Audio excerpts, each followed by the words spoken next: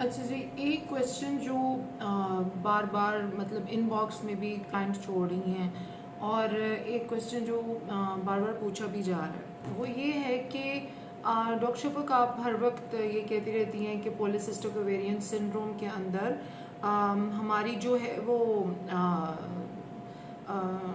Insulin resistance ज़्यादा हो जाती है, मेल हार्मोन्स ज़्यादा हो जाते हैं और आप हमें सारी मतलब डायनामिक समझा रही हैं कि इसमें एफएसएच, एलएच, प्रोलैक्टिन और सारे हार्मोन्स जो हैं वो डिस्टर्ब हो जाते हैं।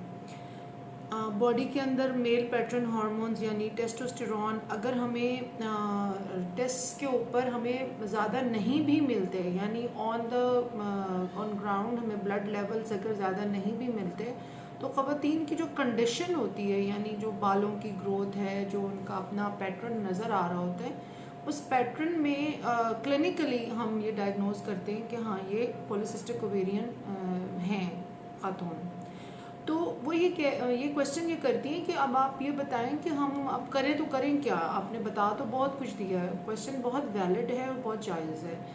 इसलिए मैंने आज सुबह सबसे पहले कोशिश की कि मैं थोड़ा सा टाइम निकाल के क्लिनिक में जल्दी से इस टॉपिक पे एक बात कर दूं।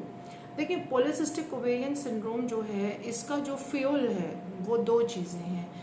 बुनियादी तौर पे स्ट्रेस, यानी जो कॉर्टिसोल लेवल्स हैं, स्ट्रेस जो है वो बहुत ज़्यादा इन्हांस करता है, पॉलीसिस्टिक ओवेरियन सिंड्रोम को एग्रीवेट करता है। तो स्ट्रेस से कैसे बचना है इस पे बात कर लेते हैं। नंबर 2 जो इसका मेन एग्रीवेटिंग फैक्टर है वो है आपका जो हमारा डाइट है। यानी डाइट में अब प्रॉब्लम ये आ गई है कि मैं आपको सजेस्ट करूँ तो क्या सजेस्ट करूँ, हमारा जो दूध है उसमें कितने ज़्यादा प्रिजर्वेटिव्स डले होते हैं। हम बाहर के मुल्कों में दूध की शेल्फ लाइफ जो है वो सिर्फ 1 या 2 दिन भी नहीं, 1 दिन होती है। हमारे यहाँ दूध की जो शेल्फ लाइफ है वो 1-1 साल होती है जब आप स्टोर्स में जाते हैं।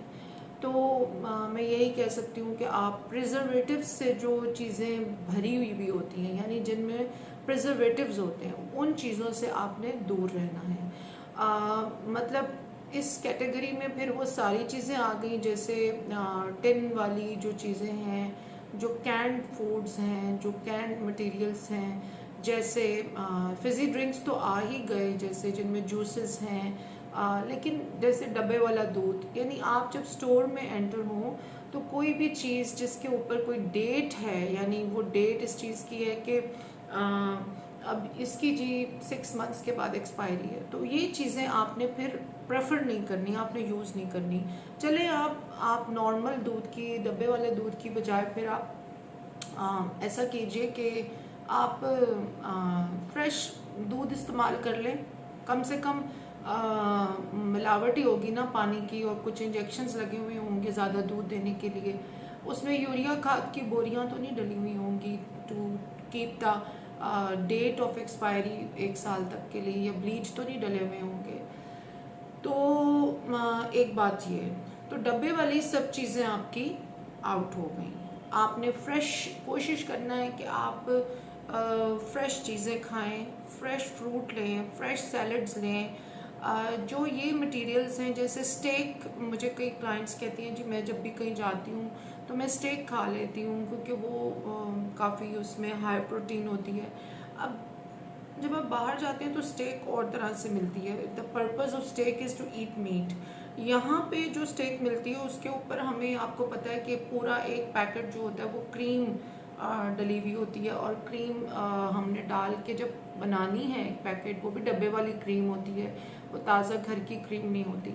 तो आपने उससे भी बचना है। आपने क्रीम से, मैदे से, बेकरी का सामान आप कभी कभी चख लें, अच्छी बात है।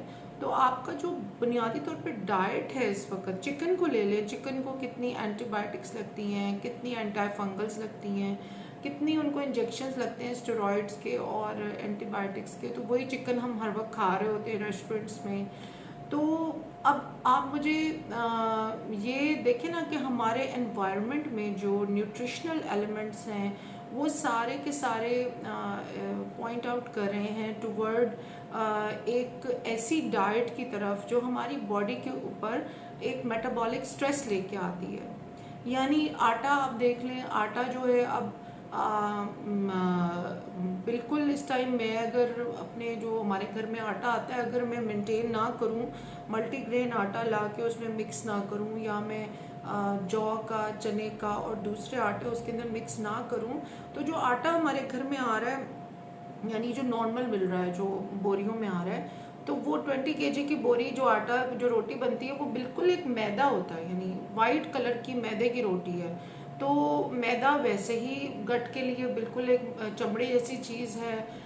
मैदे की आप पीटा ब्रेड ले लें, मैदे की आप रोल्स ले लें, मैदे की बनी हुई हर चीज़ आपकी गट को बिल्कुल ब्लॉक कर देती है, उसकी म्यूकोजा के साथ चमड़े की तरह चिपक जाती है और एब्जॉर्प्शन को रोकती है। मैदे के बारे में ज़रूर बुक्स पढ़ें कि मैदा जो है ये वाइट पॉइजन इसको क्यों कहते हैं, और इसके न्यूट्रिशनल जो रोल है इसका इन स्टॉपिंग योर न्यूट्रिशनल डाइट की एब्जॉर्प्शन, वो बहुत बड़ा है। तो अब मैं इस सारी बात को ज़रा कंपाइल करती हूँ कि स्ट्रेस, जो एनवायरमेंटल स्ट्रेस है, इमोशनल स्ट्रेस है, उसकी हैंडलिंग पे काम करना बहुत ज़रूरी है। हमारा जो मेन पर्पस है वो हर वक्त ये नहीं होना चाहिए कि you are a victim and सारे लोग आप पे जुल्म कर रहे हैं और आप जो अकेले और तन्हा हैं और आपके ऊपर जो है बहुत सारे मजालिम हो रहे हैं। बिकॉज आपको ये समझना चाहिए कि अगर आपको 4 हेल्दी लिम्स मिले हुए हैं, हाथ, पाँव, आँखें, आपका दिमाग चल रहा है, तो आप जैसे जितने भी लोग हैं वो पहले ही डिसेबल्ड लोगों से 99% ज़्यादा ब्लेस्ड हैं। और ऐसे लोगों को फिर ये शिकवा शिकायत करना हर वक्त कि जी ये हो गया, उसने ये कर दिया, उसने, देखिए जिसने जो भी कर दिया, the point is not this के उसने ये कर दिया या मेरे साथ ये जुल्म हो गया या मेरे साथ ये ज़्यादती हो गई। The point is this that how you handle the stress in a way कि वो आपकी बॉडी को अफेक्ट ना करे। अब जहाँ तक ख़वातीन का, क्योंकि मेरा 20 साल से काम ख़वातीन के साथ है, सिंस मेरी जब मैं अपनी शुरू के दिनों में ही मैंने ट्रेनिंग में ही अपना मैंने क्लिनिक शुरू कर दिया था, तो मेरा जो एक्सपीरियंस है with the clients and patients वो बहुत पुराना है और I really like to know my patient. तो मैंने ये फील किया है कि हम लोगों की जो एक मेंटालिटी है उसके अंदर ये सोच होना कि बस सब लोग हम पे जुल्म कर रहे होंगे और हम जुल्म सह रहे हैं।